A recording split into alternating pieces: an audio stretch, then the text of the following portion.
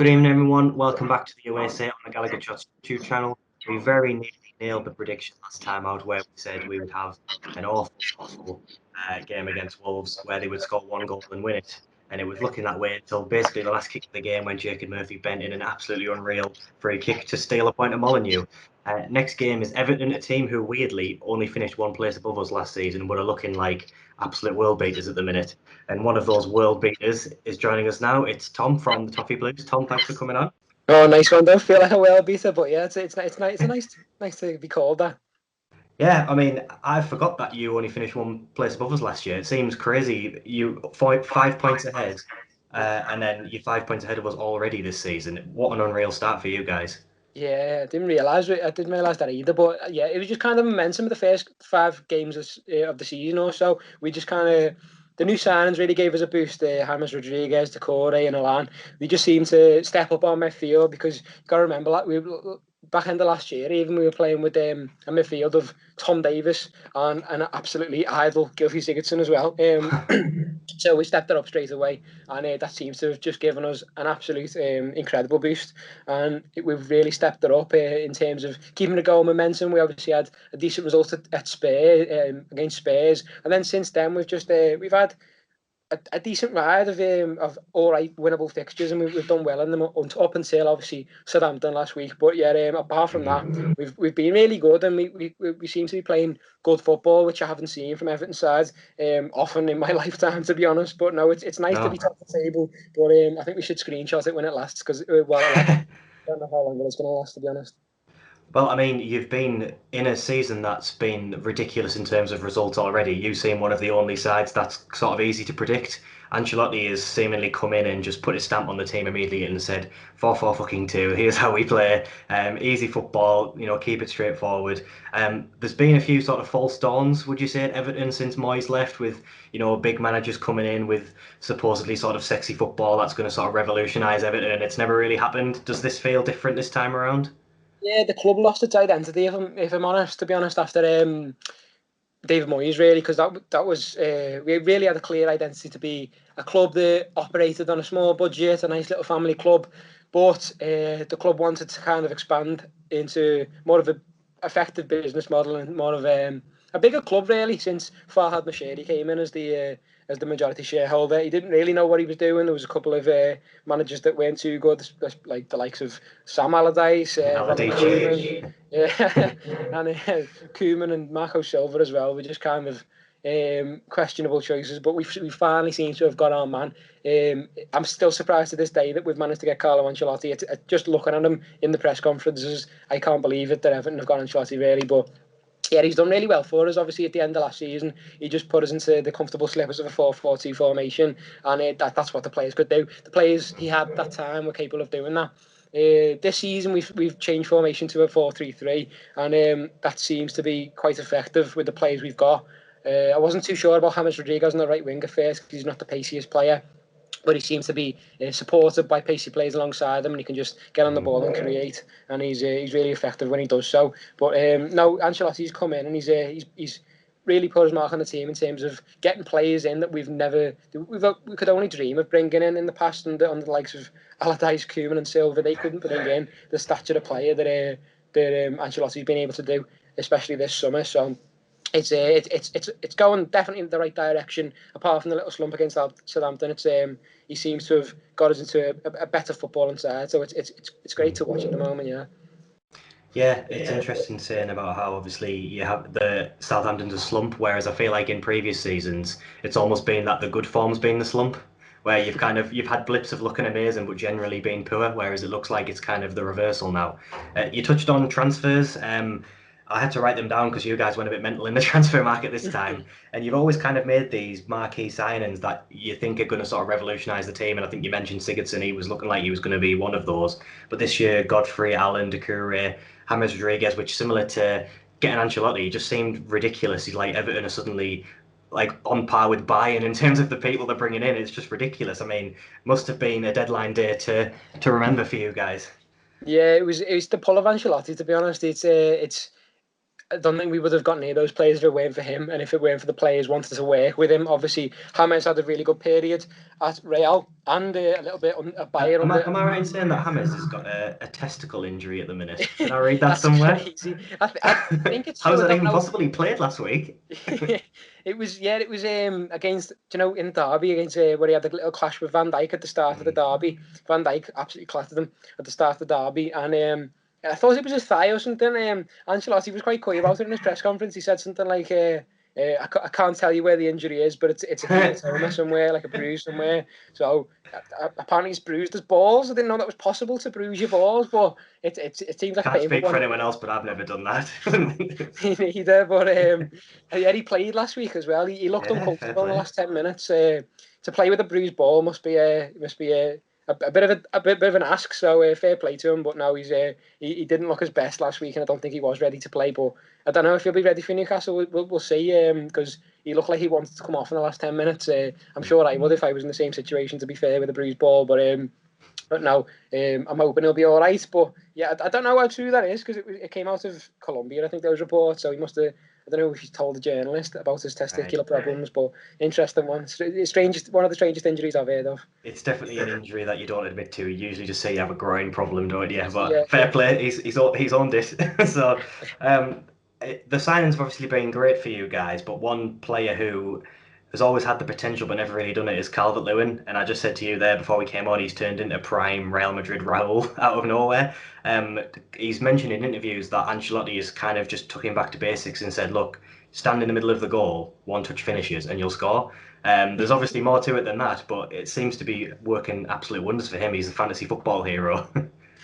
Yeah, he is indeed. Yeah, he's only about 7.5 mil, I think, wasn't he? Something like that. But no, he was only about £1 million from Sheffield when we bought him, and he's developed into a great player. He was only a little skinny lad, and now he's got this unbelievable physique. And yeah, it seems like Ancelotti has come in with all his wisdom and said, "Kick the ball in the goal. That's a good idea." And he's gone, "Do you know what? That's what I should do." So he started doing that. He's finally figured out that's it. That's the aim. So but no, apart from that, he kind of in the previous seasons, he looked like he had almost everything to his game apart from goals. He was good in the air. He was fast. He held the ball up well. He played in the channels. But what he wasn't doing is getting in front of goal. He was good at running either side of the box, but he wasn't getting into the box as much as he should have been. And now he is, and he's getting that goal. Inevitably, he's going to get goals, isn't he? And he's in a rich vein of form. Obviously, got his England call up as well and got a goal in his debut. So he's flying at the moment. Shame he couldn't carry on his scoring run last week, but I'm sure he'll be looking to get about 20 goals. Ancelotti said in the press conference if he was up front for Everton at the moment, he'd get 20 goals with players still behind him. So no, he's getting in good positions, and he's getting his role with the goals. Yeah, good player. Is having Duncan Ferguson there, obviously former Newcastle players, he's having a big impact. I mean, it was great when he was half managing the team in that sort of black hole period you had where he was just going mental for every single tackle, but he seems to be having a good impact there as well. Yeah, poor ball boys, whether you get picked up Yeah. and spun round every time we scored the goal. But no, that was great to see. It was just a passion, raw passion on the touchline. And he was wearing Howard Kendall, one of our legendary managers. He was wearing his wristband and his watch as well. But no, he's obviously had an influence on Calvert-Lewin because he's his assistant manager now, but he was the first team coach and the strikers coach. And he's ever since pretty much Calvert-Lewin's been there. He's been working with Duncan Ferguson, and he's taught him how to head the ball. He was obviously very good at getting up in the air, Ferguson, and he taught that to Calvert-Lewin. Calvert-Lewin's a traditional header, a bit like, he reminds me of Graham Sharp in the 80s. I wasn't obviously old enough to remember him, but what I've seen of him, he jumped early and he got up before the defender and kind of got in his way, and he's very sneaky like that, and very clever, and that's what he does. He jumps, he gets up in the air early. He gets some height, to be fair, as well. If you look at his legs, Yeah, it's ridiculous the way he gets up now. It's mad. Maybe a ridiculous comparison, but it's similar to how Ronaldo wins headers, Yeah, where he seems to jump from the halfway line and then get into the box and he's still in the air. And yeah. yeah, it's been great to see a good English striker. I mean, England now in terms of attacking options were just ridiculous, and he's almost come at a bad time for him because he's having to try and get past Kane and Ings and Rashford and all these other players who are doing amazing, and players like Greenwood who are still teenagers and getting to that level as well. Um, Going back to the sort of the post Moyes era, you obviously was Moyes there for about 10, 11 years, maybe even longer than that. But you obviously decided to move on from the stability of kind of just saying we'll be between 8th and 12th every season to taking the plunge to try and do a bit more. Where do you think it was going wrong before this point? We never stuck with someone really. We kind of it was Was it a bit of a Martinez first, mishmash. wasn't it? Yeah, Yeah. Martinez first, and he had a good first season. It was really promising. He looked like he proper bought into the club, and he knew what he was doing. We did really well in his first season, qualified for Europe, and it looked like he was the man. And then it just went tits up. Like it was kind of like he was overly positive, and it got really annoying. Like he'd dress up performances. Sometimes we'd lose 4-0. We lost in the derby, in the Merseyside derby. We lost 4-0 twice, and he'd dress it up and be like, "Oh yeah, we had a good effort from the lads and stuff." He'd just be like, "Shut up." In the end, and he was just irritating in the end. Even though it started so well, it just did go downhill. A lot of people say we got rid of Martinez too early, but I think it was his time in the end. And then since then, there's been Ronald Koeman came in, very cold character. A lot of people around the club didn't like him. It went pear shaped for him as well. He obviously grew the beard that is a characteristic of Everton managers. When it goes wrong, they just start to look a bit homeless. Which is what happened to Marco Silva as well. No one really took to Allardyce at all. No one liked Sam Allardyce, and we've never really stuck with the manager and kept kept it long enough for him to build a team. But I think we've got one now where we definitely will. Everyone trusts Ancelotti, even when it goes wrong. No one doubts him. It's like in the past, Everton fans were split with some of our former managerial appointments, and if it went wrong, people would doubt the manager. But now, no one's doubting Ancelotti. So we've finally got stability, and that's what we've lacked over the past 10 years or so. Yeah, that's the benefit of having that big manager like Ancelotti, isn't it? Is where you know there's a plan. And I haven't really touched on Newcastle at all yet. 12 minutes in because it's just really grim at the minute. And Steve Bruce is the kind of we know that the main problem at Newcastle is Mike Ashley, but at the minute with Steve Bruce, he seems to have these sort of little purple patches. But then even when we're doing okay, we kind of just think he's fluking it. And now we're going through a rough patch again, and he's turning on the fans. He's saying everyone's a manager now. I know what I'm doing, and it's a real struggle at the minute. I wanted to take you back to the last time we played, and I had to remind you of this before we came on because it's probably been erased from all Everton fans' memory. But it's a bit of a glimmer of hope, even though it was last season, just to talk about something positive for Newcastle, and it was a draw. So last season, cruising to a 2-0 win at Goodison Park, and we all switched our stream off, and then we discovered that it was 2-2, and Florian Lejeune, of all people, had scored 2 bicycle kicks in the 95th minute. It's not even really a question. I just had to talk about it. Just a Yeah. ridiculous game, wasn't it? Fair enough, yeah, I'll give you that. I think I'd suppressed that one in my memory. I think that pushed that to the back of my mind because I was there watching it from the top balcony, and I was looking down thinking, How just did this happen? what's happened? It was I think we had some players like Umar Nias, who was the worst footballer I've ever seen, and I work in non-league level, so that's saying something. But no, I think he gave the ball away for one of the goals, and it was. I remember a photo of I think it was the second one when Lejeune scored the second, and two of our centre backs, I think it was Holgate and Mina, were off the pitch. I don't know how they were behind the touchline, So and it's Pickford. Pickford was behind his goal line as well, and tried to make a save from behind his goal line, which isn't a great idea once the ball's across the line. And it was just an absolute capitulation, but it became typical of Everton. It was like we half expected it, but you can't expect anything like that when you're 2-0 up on 90 minutes. To give away a 2-0 lead going into stoppage time is absolutely criminal and Did you have Ancelotti horrible. at that point? I think Because I feel like that's the sort of game that seems to epitomise whenever I speak to Everton fans.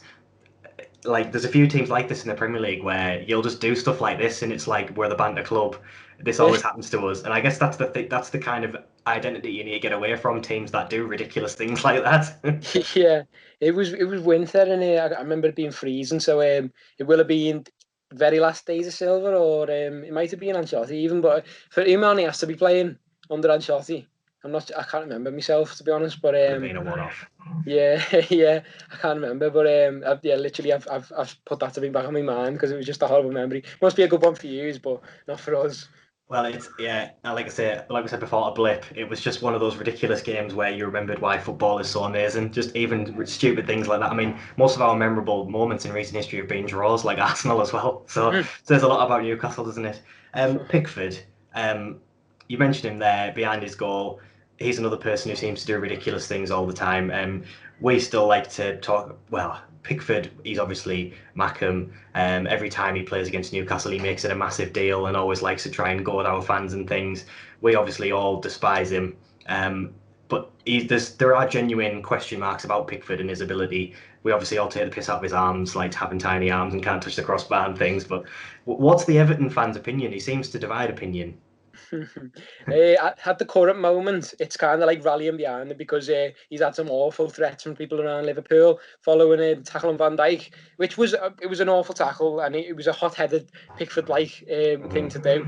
But the threats he got from some Liverpool fans is absolutely awful, like threatening to do stuff to his family, and it's terrible. Is it right that he's at higher security? Yeah, he has. Yeah, Yeah, it's which is awful. for any footballer to do that, I think is absolutely ridiculous. But no, in terms of his performances, it's very strange because he can produce world class saves in the same game as absolute howlers, and he's not had the best start to the season. He made 2 howlers against Fleetwood in the Carabao Cup, and he's made a couple in the Premier League as well. And there was one just after the restart where he made the mistake and managed to recover it on the goal line, and he pulled the face to a camera after he made the mistake. And it's just one of them, just get your head screwed on. He seems like he's got the sometimes he's got the mentality of the 15-year-old boy, and it's just like kind of sort your head out. But yeah, obviously. He takes a lot of stick for having little arms and for being a little. He's only, I think he's 6 foot, isn't he? Which is for a goalkeeper quite small. And he's not reliable. He's not a solid goalkeeper, but he can produce world class moments as well as absolute schoolboy errors. So it's a bit of a gamble with Pickford, but he keeps you on your toes. You never know what you're going to get. So that's a good point. No dull moments, is there? Yeah, exactly. No. Would you still say, just quickly, would you still say he's England's number one? He obviously had a blind in World Cup, didn't he? But do you reckon he's potentially down the pecking order now? Southgate obviously still likes him, but he seems to like Mason Mount a lot as well. Yeah, true. If I'm being biased, I'd say yeah. But to be honest, you want your England goalkeeper to be steady, and steady is not a way to describe Jordan Pickford. So not for me, unfortunately. No. Yeah, I think I'd agree on that. I'm going to go back to Newcastle. I was a Newcastle channel at the end of the day. I sometimes forget this myself, but I just talk to away fans all the time. Obviously, you mentioned it right at the top that we actually finished really close to each other last season, which is probably surprising. I think we can all agree that it's probably not going to be like that this year based on how the season started. But where do you think it's going wrong for Newcastle this season? Well, lack of goals obviously is a thing, and that was the thing from last season as well. But you brought in a couple of players who are capable of creating and scoring goals in terms of like Ryan Fraser, Callum Wilson up front. And once they click into the team, once they get sorted, and once you find the formation that fit you as well, and get these players into the team, because it seems like a bit of a mishmash at the moment. You got players not really sure where to fit them, but once you find a solid 11 and a system that works for you, and you can get some stability going forward and keeping the same team, because at the moment it does seem like I'm not really sure on the starting 11. I think as I saw was Sam Maximum up front, and there's things like you kind of need to get a solid team and move forward with that team, getting them playing together every week, getting them playing well together every week to get some chemistry going and some stability. But I think that's what they're lacking at the moment. But they do have talent there. They do have good players like St. Maximin, Fraser, and Wilson, and you can get something going good there if you find the perfect formula. But at the moment, I think it's a case of Bruce changing around a little bit while he's trying to find that formula, and it may take time. Yeah, I think Newcastle fans would probably agree with you on that, to be fair. Bruce keeps telling us that he needs the time to gel the team and do all those things you're saying, but he's been there a while now, and it's like, do you actually know what you want to do? So he went out of he's got the one thing that no Newcastle fan can criticise him for is he's got Mike Ashley to put his hand in his pocket and buy these good players, but then he's doing those things, and then he's playing Jeff Hendrick on the right wing, and he's leaving Fraser on the bench, and he's doing these weird things where you almost want to just say to him, look, here's 4-2-3-1 where you can play Almeida on St. Maximin, Fraser and Wilson in the same team. Do that. But he won't. And then at the minute, he's at a point where he's obviously very defensive, and he's almost got this inferiority complex where you criticise him and he says, "Look, I know what I'm doing. I've been in management for X, Y, and Z years." But it's like, well, you have, but you've only ever managed shit teams. So like, there's a reason for that. So it's a difficult moment for New. We can all see, and we kind of have the opposite problem to what we had under Benitez, where we had a really, really good manager and not an awful lot of talent, whereas now we've got quite a bit of talent in the team, but a manager who doesn't seem to know how to get them to pass 3 passes and attack the goal. So we've definitely got more of a threat than we have done in previous seasons. It's just trying to get that all working, and I think at the minute we're all just very flat and not confident that Bruce is the man to do that. But I think we'll wait and see. We can hurt teams. We just need to hope that this is a game where we can start doing that. Um, in the dressing room, if you were looking at a weakness of Everton that Newcastle to try and exploit, where would that be, do you think, other than Pickford? Undoubtedly the right hand side at the moment. That's where Southampton hurt us last weekend. We have 2 right backs injured at the moment. Our only 2 right backs in terms of Seamus Coleman and John Joe Kenny. So we're playing Ben Godfrey, who's a centre back, out of position at the moment, and he looks really uncomfortable. When he goes forward, he gets caught out, and we've got James Rodriguez in front of him, who doesn't really cover defensively. He's definitely not going to cover now. He's got a bruised bollock, is he? No, certainly not. He won't be chucking himself into any challenges like that. But yeah, that right side is certainly where we got hurt last week, and now we've got more suspensions. Luca Dean was sent off last week as well, so I don't think we have a senior fullback in the squad. So down the wings is where you're likely to hurt us.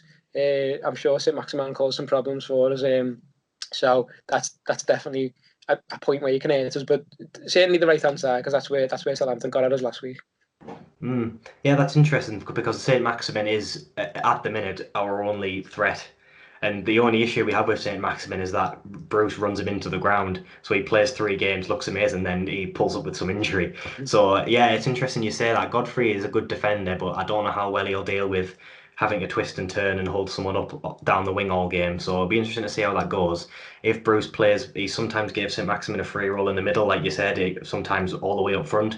I'd like to think that he'll play St Maximin on the left with Lewis just in behind him, try and get some overlaps and try and get some crosses in the box for Wilson, because at the minute we're not doing an awful lot for him. And there was a lot of talk last season about the fact that we obviously had Joe Linton, who universally ridiculed in the Premier League for basically being the worst striker in history.